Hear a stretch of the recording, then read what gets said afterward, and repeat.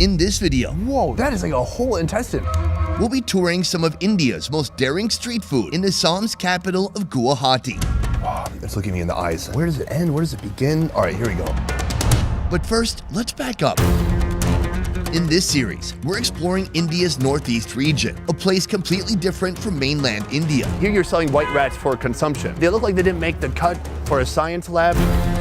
Our journey begins in the state of Assam. In the countryside, you'll find villagers dining on pork, goat meat, and a long list of crawly creatures. Can you eat it like this? Yes, I can. Isn't that exciting news? Oh my god, I don't know. Right now, we're in Assam's bustling capital, I need some water. and I'm on a mission to see what makes street food here Oh, that's awesome. different from anywhere else. People are crazy about pork in Assam right now. From some far-out fishy favorites You know what it has? Big, juicy intestines. to an unlikely bird meat, served up like you've never seen before. It all starts here at the fish market. We're starting our day at Ujan Fish Market. This place is packed and busy, and here we have a lot of unique fish like this. Look at the nose on this thing. It's got a bigger snout than me. Oh, I got fish on my jacket. This is Brahmaputra, one of Central and South Asia's most vital rivers, traveling 1,800 miles from the Himalayas. Residents of this city are blessed with an abundant supply of fresh fish. Unsurprisingly, fish is a major protein in Assamese cuisine. This morning, we're gonna take a look around the market and see what kind of unique seafood we can find. Then, we're gonna eat it. Let's go. For vendors here, the stench of fish in the morning is the smell of money. They ready their stalls before the sun rises. And with enough luck, they sell out before mid-morning.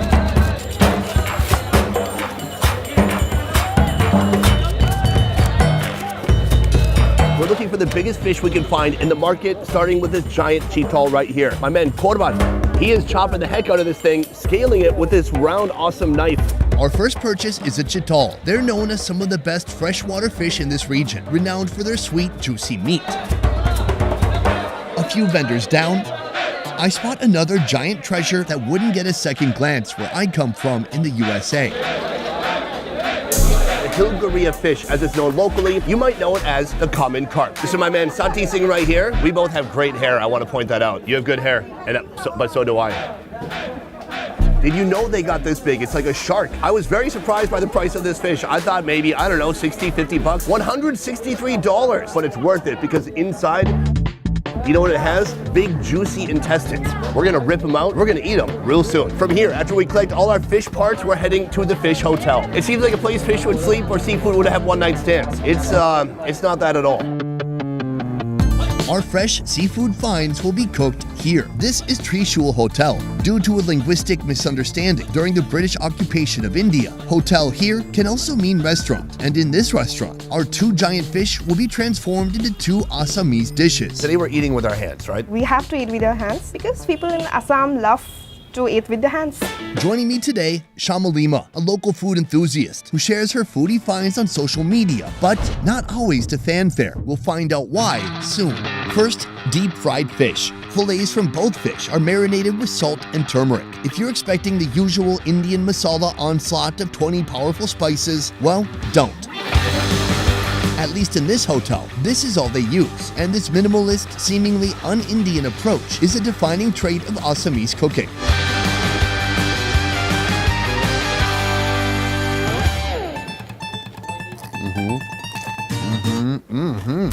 That could contend with the KFC skin crunch. It is extremely crunchy, a lot of texture. It's light and it's subtle on flavors. You want to have some chilies with the fried fish? Is that what you're doing? No, if you want. Yeah, I will if you do. Yeah, I would love to. It's a little bit. It's a little bit spicy. I have a sore throat too. That was a bad idea. What I love about this is the fish is really fatty. It's rich. There's no muddiness whatsoever. It tastes heavy and oily, but it tastes delicious. What separates Assam from the rest of the country?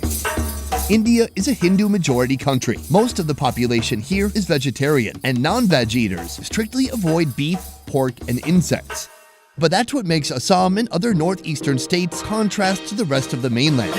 Assam has a really diverse culture. It has the most number of tribes here than any other state in India. Not only is Assam influenced by its own diverse population, but it also draws inspiration from neighboring Asian countries like Thailand and China. Consequently, Assam and its cuisine are vastly different from India's internationally known signature dishes. Like our next dish. Fish intestine fried rice. Whoa! First, the flavor base. Fried dried chilies, onion, garlic, turmeric, and salt. Now, simply toss in the carp intestines. Mix well and let them soak in all that flavor. Finally, add rice. Fish intestine is one of the most loved delicacy in Assam. This one is the intestine. What the? Where does it end? Where does it begin? Oh, it's looking me in the eyes. All right, here we go. I need some water. Me too. It has some real personality. It's got a lot of flavor. Literally inside, it is like a Play-Doh of mushy intestinal belongings. I can't believe that this is also an intestine. I have to take one bite of this. Wow, this one's big and chewy. It's almost like squid. I like the texture. It's just about what's inside that bothers me. Usually, it's what's on the inside that counts. Here, not the case. Tell me a little bit more about you. I have been in Guwahati for like 15 years. I do content creation full time. I'm focusing mostly in Northeast food. I want to show it to the world. That's what I love to do. I find India to be a very nationalistic country. People are very proud. The content you make about food here, how is it received by people in other parts of India? Are they open-minded about it? People are judgmental because in Northeast India, people love to have pork. Is that something you're trying to fight back against? Yes, but I have to work on it a little bit more, I think. This is a great breakfast. We have a lot more to see. Let's get to it. After checking out of the Fish Hotel, we're checking in here. Food whipped up fast, where they're serving up the perfect union between classic Chinese and Indian food. I'm very curious about your restaurant because I've been to India many times before, but I've never had chow mein. In Chinese, chow mein literally means fried noodles. Its endless variations are beloved worldwide. Here in Assam, well, Mr. Bora made his chow mein shop into a neighborhood staple. People come from all over Assam only to try the chow mein at this place. He started this place in 1987. September, March, Saturday. Yeah, in September 4th. At first, he started as a cart, and then from cart, he grew to this restaurant today. Oh, fantastic. That's a real success story. I love it. For you, what is the secret to good chow mein? First, stir-fry capsicum and onion, then give the oil some time to extract those flavors. It's all about veggies, like you put fresh veggies in the chow mein. Next, a mountain of sliced cabbage and carrot. Finally, it's time for the noodles to join the tawa. Hit this massive food heap with a little bit of flavor in the form of salt, black pepper, and soy sauce. Now, Assam's best chow mein is complete. Technically, you could eat it like this, or you could get it wrapped up. Fry an egg and a roti together on the tawa until they bind into one flavorful entity. Add in a mixture of cabbage, carrot, onion, and capsicum. Layer on noodles, then cube chicken. I've had chow mein and I've had roti, but having them together is simply genius. Just the outside already looks so delicious. The roti with the egg wrapped in, there's little crispy bits around it. Oh man, super greasy, super fluffy eggs. You get some crispiness of the veggies. I love it. The chicken in there is delicious. It tastes like soy sauce. It tastes like MSG. Put some red on there. This looks like neon ketchup. It is so bright. Almost like a sweet and sour sauce, which is a great contrast to this very heavy, oily, savory food. I'm looking at the menu now. It looks like this costs about $1 to $2. And it's a lot of high quality ingredients here. There's chicken, there's eggs. I think I saw some caviar. I didn't. Right now, we're headed for one of India's most confusing quick bites. It's called pita. These long-looking white cigars, that's pita, but also this brown one is pita. So what does pita mean? Pita is a crepe. It could be sweet, but it could also be savory. It can look like a pancake, a fritter, or a dumpling. So it can take any form. It can take any form. It could be round. Yeah. It could be a cube. No, not cube. Could it be a parallelogram? What? Here, these street food vendors are serving a pita two ways. Our round pita is a deep-fried glob of sweet dough, made by mixing sticky rice paste and jaggery. Jaggery is a local type of cane sugar with a molasses-like taste. Once the batter goes from pale white to dark, delicious golden brown, it's ready to eat. I want to bust it open. Oh yeah, doughy on the inside, crunchy on the outside, like a golden brown shell. Oh yeah, the sugar's become so crunchy, huh? Otherwise, it's like really dense in the middle. I enjoy that a lot. So is this more of a dessert or more of a snack? It's more of a snack kind of a thing. We have this with tea. Let's jump into this. Our rolled pita begins with a thin spread of sticky rice powder. This one is stuffed. What's inside of here? Is it tobacco? Here we have Weed? no sesame and jaggery. Black sesame. That's still cool, I guess. Finally, roll it up tight and enjoy. So the outside is like powdery, so that makes it a little bit drier as you're eating it. I have one more solution to this. You can just dip it in your tea. Give it a little bit of a dip. That's a good idea.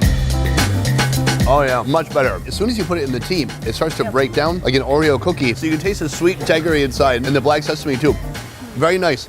Within India, are people traveling to Northeast India? Yes. Not as much in the past? No, they used to think that northeastern part of India, we eat like ants and such kind of things. So it is true. That used to be the only kind of stereotype. Now things are changing. What is the cause for the change? Social media, people are getting more views. Allowing people to be exposed to different ways of life over time and want to even check it out for themselves. Yes. That's fantastic. Today's final stop includes a bird and a beast. I'm talking about pork, uncommonly found in mainland India, but seemingly ubiquitous in the Northeast. Here, they make it into a curry. 20 years ago, pork was strict no for the general Assamese people. But with time and with the influence of the neighboring states, people are crazy about pork in Assam right now.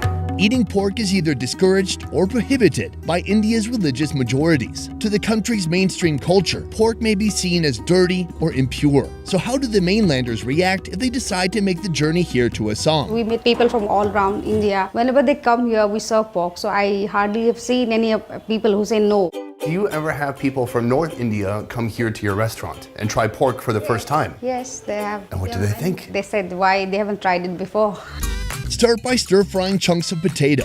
Add ginger, green chilies, salt, turmeric powder, black pepper, and cumin seeds.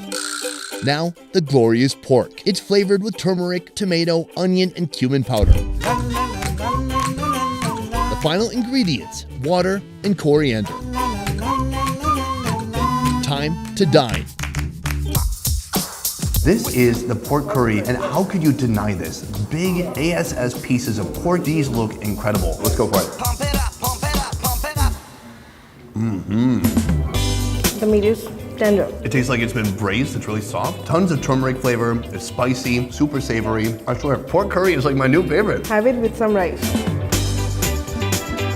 The way the curry, Blends with the rice. it's beautiful. I love it. Is there a part of the pig that you like most? I love the meat part. Well, yeah, most people would say meat. Yeah, probably not the bones. In Assam, are there other animal proteins that people can put into a curry? Some parts of villages in Assam, they have toad. That sounds delicious.